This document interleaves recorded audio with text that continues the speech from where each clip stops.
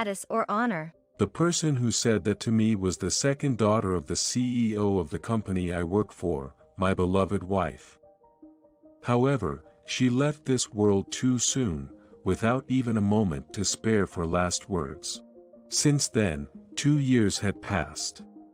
A woman claiming to be my wife's sister approached me, saying, Actually, she is. My name is Tyler Brown, 34 years old.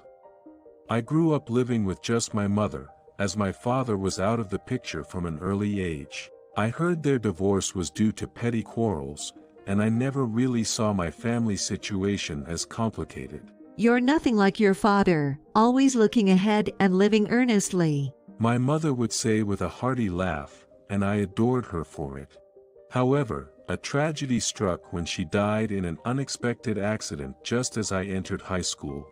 I was taken in by my grandparents. It took a while, but remembering my mother's words, I began to face life head-on with determination.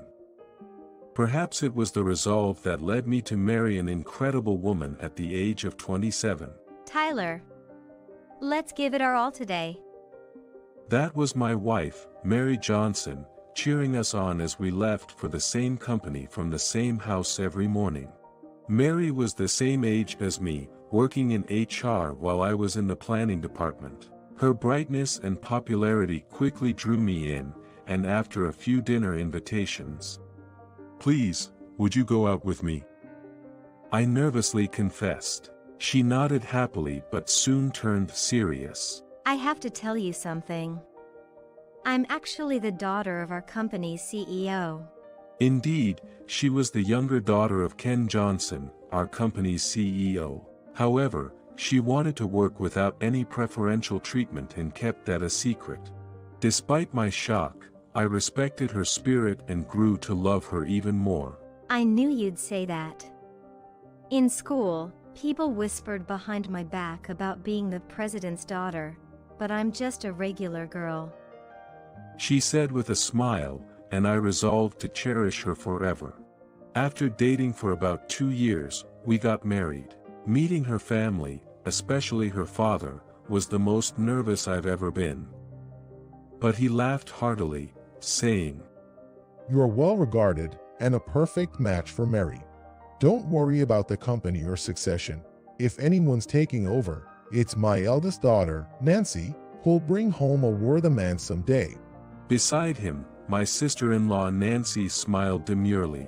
Her demeanor was the opposite of Mary's, which seemed to confirm the CEO's words. Mary was saying, You know, unlike me, my sister has always been smart, and it seems she wants to get married soon. But either her standards are too high, or she's too beautiful that nobody dares to approach her.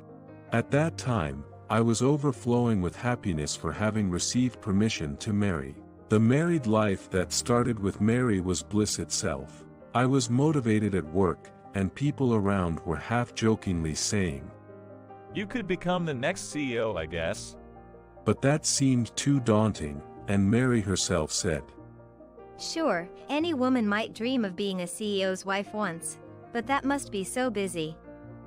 I'd rather have more time with Tyler than money or status. It was a sentiment that filled me with joy. Indeed, she preferred visiting her favorite Cosmos fields over fancy restaurants whenever we had the time. I thought we'd have a leisurely life ahead, perhaps with children. Less than a year to live. Not even 2 years into our marriage, Mary collapsed and was rushed to the hospital for a thorough examination. The diagnosis left me bloodless. While her father was deeply shocked, Mary herself tried to stay positive. It's okay. Maybe it'll clear up sooner than we think. She said with a laugh. But in private, she broke down. If anything happens to me, Tyler, please keep looking forward and live. I can't help crying when I see your face. I'll write you a letter. Though she left this world too quickly to write anything. By the time I rushed from work to the hospital, only the sobs of her father and sister Nancy could be heard in her room. The funeral proceeded mechanically, and the CEO told me, Take some time off work. There's no need to force yourself to continue. That night, alone at home, I cried until dawn, holding a photo of Mary laughing amidst the cosmos fields. As the sun rose, I remembered her words and my mother's, realizing I had to face forward. I called the CEO immediately. "I'd like to return to work tomorrow, if possible." I threw myself into work from the next day on, consumed by it. After work, I'd rush home to talk about recent events in front of Mary's photo, and clean up her room, ensuring I never forgot about her. Of course, I felt lonely, but I had resolved to live on my own. One day after a few years passed, the CEO called me in. We met in a formal, private dining room. Do you have any interest in taking over the company? Even setting aside Mary's situation, your efforts and capabilities are such that I believe I can entrust it to you, He said, looking me straight in the eye. I had only worked hard these past 2 years with the intention of repaying him for bringing Mary into my life. The thought of becoming the next president myself was bewildering. To encourage me, he continued. Mary was looking forward to you becoming the next CEO as well. Did she say that? She had never mentioned such a thing to me, but maybe she was just trying to be considerate, thinking, it's better not to become the CEO.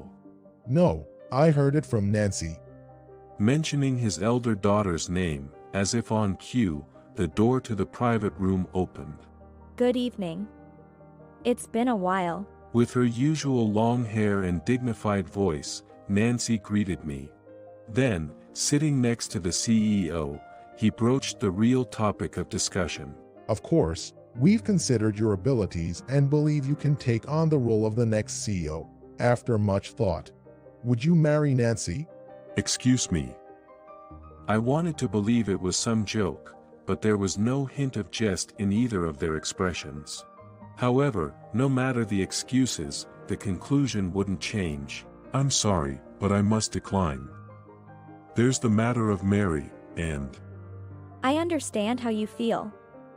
But what if it was her request? Nancy began to reveal something. She hadn't had much chance to talk to Mary after her hospitalization and had made frequent visits as if to make up for lost time. During their alone time, Mary often mentioned looking forward to me becoming the CEO. Furthermore, It was right before Mary passed away. She held my hand and asked me to please look after Tyler if something happens. I don't think she meant marriage by that. But embarrassingly, I haven't had much luck myself, but I want to consider my father's situation. Of course, it would be a marriage in name only if you prefer. she said so. Hearing about Mary's wishes I was unaware of left me with a complicated feeling. I was facing their desperate pleas and Mary's will, which moved me drastically. Then I said, I understand. Amidst my mixed thoughts, those were the words that came out, thinking it would be for Mary's sake. The conversation progressed smoothly from there, and Nancy was to come live at my place. It was to be a marriage in name only, though.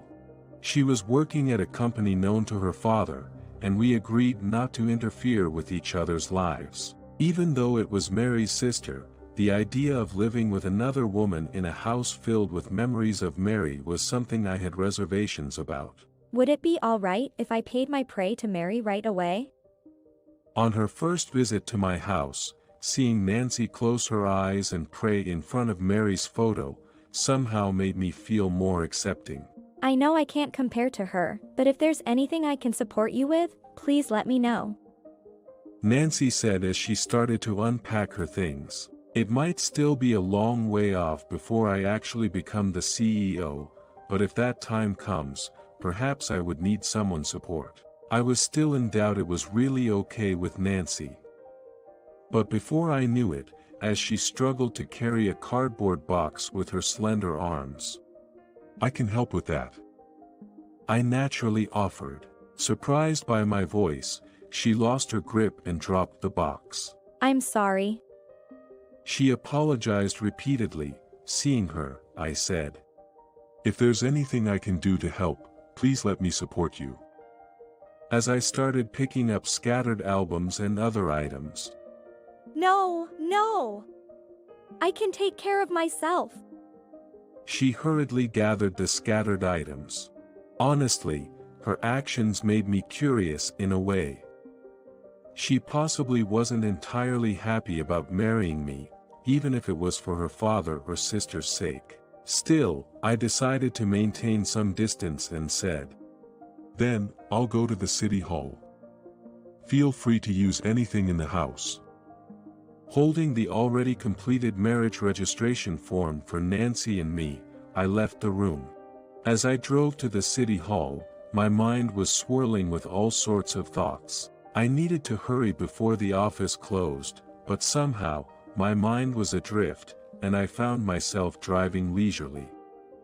The smile that Nancy had given me when she said, "Take care," kept coming back to me because it reminded me so much of Mary. Moreover, there were the several sheets of stationery that I saw among Nancy's belongings. On the sheets, there was adorned with Mary's favorite flowers, yes, cosmos, the same ones I happened upon in front of me. There was a park near the city hall that was filled with beautiful, swaying cosmos. I couldn't help but stop the car and just stand there, lost in thought. Mary would have been delighted to see this. I wish we could have seen it together. I pondered, losing track of time. Eventually, I snapped back to reality, finished my errands and went home. "I'm sorry, but I need to rest a bit," I said to Nancy, who was still busy with her tasks, and then I retreated to my bed in my room. Alone, my thoughts wandered to Mary and her family. I was remembering their comments like, "Mary was looking forward to you becoming the CEO," or, "It was right before Mary passed away." She held my hand and said, "Please take care of Tyler if anything happens." I had always thought Mary was sincere and always spoke her mind. Was she even just being considerate of me? Or could it be? As if to interrupt these troubling thoughts, I fell into a deep sleep, perhaps due to the recent day's busyness. When I woke up, the day had already changed, and the house was silent. I hadn't prepared anything for the next day's work, and more importantly, I had left Nancy alone for too long. I hadn't even told her where she could sleep. Deciding to at least get a glass of water, I left my bedroom. That's when I saw Nancy's figure, illuminated by the moonlight in front of Mary's photo. Perhaps she decided to stay in the living room with her belongings, not wanting to wake me. She must have had so much she wanted to talk to Mary about. When I was about to apologize by feeling guilty about my earlier thoughts, I heard her whisper, "Thank you, Mary." I stopped in my tracks, not wanting to intrude on the moment between sisters. That wasn't just it. It seemed like Nancy was smiling in the moonlight. And there was the stationery paper adorned with cosmos in her hands. Before I could connect all the dots, I felt a chill run down my spine. Could it really be? It didn't take long for my suspicions to turn into certainty. Now everything will go to me. At that moment, my fear turned into anger. What do you mean by that? "Tyler! You're awake!" She exclaimed, startled by the light I turned on and my voice. She turned towards me, visibly shaken, and began to ramble like a child caught in a lie. "I thought I'd sleep by Mary's side tonight." But I didn't respond, fixated on one thing. She noticed and tried to hide it, but I picked it up before she could. That was the stationery paper with Cosmos printed on it, addressed to Tyler, in familiar handwriting. This is Mary's handwriting, isn't it? Why do you have this? "Oh, no, that's..." She stammered, struggling for an excuse. I decided to open the letter rather than wait for her answer. Trembling, I pulled out several letters from inside. Mary. There were letters in her handwriting that filled with memories of us and apologies for leaving ahead. Mary had indeed left me letters as promised in her hospital room. A mix of emotions threatened to overwhelm me, but as one sentence caught my eye, my anger reignited. I hate to say this about family, but be careful of my sister. She's always been a bit crafty. As I looked back at Nancy, her furrowed brows seemed to be searching for her next move. There was a cunning, calculating expression on her face. It seemed she might have been the first to discover and read Mary's letters, hiding them to twist Mary's last wishes to her advantage, exploiting the fact that Mary was no longer here to speak for herself. You just wanted to be the CEO's wife, didn't you? I questioned Nancy, putting the letters back into the envelope neatly and slipping them into my left pocket, determined not to let Mary be tarnished by her any longer. Then, as if conceding everything, the woman in front of me sighed, then defiantly began to speak. That's right. But think about it. Don't you think I'm far more suitable to be the CEO's wife than some woman who has no abilities other than flattering people? But no one was interested in you, right? She seemed taken aback by my words for a moment, but quickly smirked and said, Yes, but I'll settle for you. Besides, the marriage certificate has already been filed. With that, she arrogantly leaned back. As for the paper. As I spoke, I pulled a crumpled envelope from my right pocket and dropped the marriage certificate it contained onto the floor. She hastily picked it up, looking up at me with a gaze that was almost insane. I couldn't help but be curious, so I went directly to ask your father about your past instead of going to the city hall. You've been flaunting around as the CEO's daughter, constantly searching for a capable man, haven't you? He said you were looking for someone suitable for the next CEO, but in reality, you were just looking for someone to marry for status and honor. I wasn't sure why I became so fixated on Nancy at that moment. Perhaps it was the Cosmos field that suddenly appeared in front of my car on my way to the city hall that made me stop. Looking back, maybe Mary was the one who stopped me. Please just leave now. Never distort Mary's feelings again. I managed to say, holding back my anger. Then Nancy clenched her back teeth and hissed. Why? Why doesn't anything go my way? She stormed out of the house, taking only her smartphone and wallet. She must have been cornered, unable to make calm decisions. But that's no excuse to disrespect my beloved Mary, even if they were sisters. I searched through the cardboard boxes left in the living room.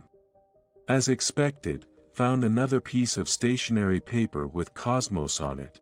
Holding the letter addressed, to Dad, I hurried to the CEO's place, despite the late hour. Nancy did such a thing. Reading the hidden letters from Mary, the CEO showed a complex expression just like mine earlier.